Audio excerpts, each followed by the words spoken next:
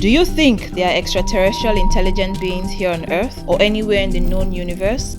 A friend once said, aliens, vampires, Ogbanje, mermaids, and others are nothing but a figment of our weirdest imagination. Belief in the existence, capability, and interference of spirit beings in our day-to-day life is widely accepted by many than the existence of biological extraterrestrial beings. And by biological extraterrestrial, we mean a living organism that meets the characteristics of living things, or most of it, as we know it here on Earth. At Space Pirates, we do not argue the existence of many worlds and the possibility of lives evolving on them and evolving on them intelligently. To some, beyond the description of an illegal immigrant in a foreign country, there's no such thing as alien. The author of the best-selling book, The Bermuda Triangle, Charles Berlitz, portrayed a peculiar view. He suggested that ETs could be lurking around the Bermuda Triangle and Azores Island. He further suggested that they could have mastered the art of human abduction, in which they snatch and return people in a jiffy without the individuals noticing a change in timeline. However, as we argue whether we are alone in the universe or if there are many like us in distant planets,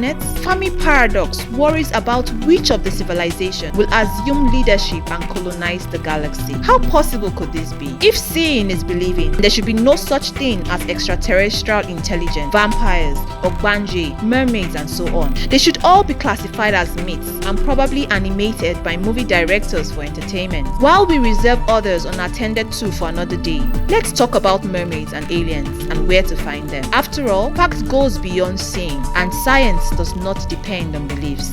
Mermaid. The dictionary definition of mermaid is of a mythical sea creature with the head and trunk of a beautiful woman and the tail of a fish, usually with long flowing hair. Maybe modern dictionaries should update their definition, especially as movie directors now think otherwise. They depict mermaids as creatures of all sexes with fully evolved aquatic features with shape-shifting potentials to turn into humans when exposed to land and dry air.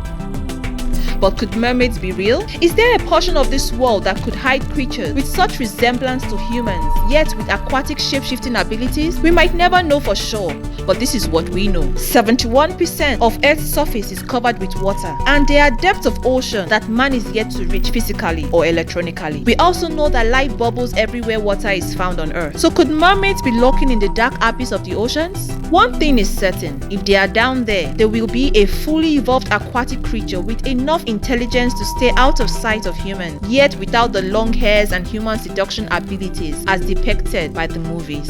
Be it science fiction or not, if you believe mermaids are real, you are right. And if you believe they are not, you could also be right. After all, the remains of the MH370 passenger plane that presumably crashed over the Indian Oceans here on Earth is yet to be found. Aliens, extraterrestrial life forms. There are two reasons many people believe they don't exist. First, no one has seen one.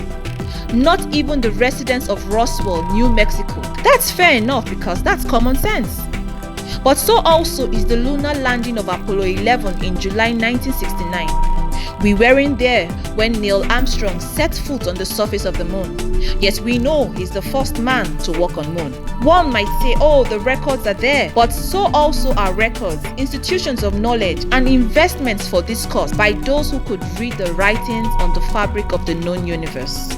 And secondly, the scriptures didn't say anything about a distant civilization beyond the sun. To argue on the side of fact, let's ponder on these questions. Isn't it obvious that the size of our planet is negligible when compared with the size of our solar system, which is almost invisible compared to the size of the Milky Way galaxy, which in turn is inconsequential by size when compared to the size of our local group and then the known universe? It should be rather difficult to think that we are alone in the universe. In attempt to answer the question, where do we find them? Drake equation postulates that there are at least 20 civilizations in the Milky Way galaxy.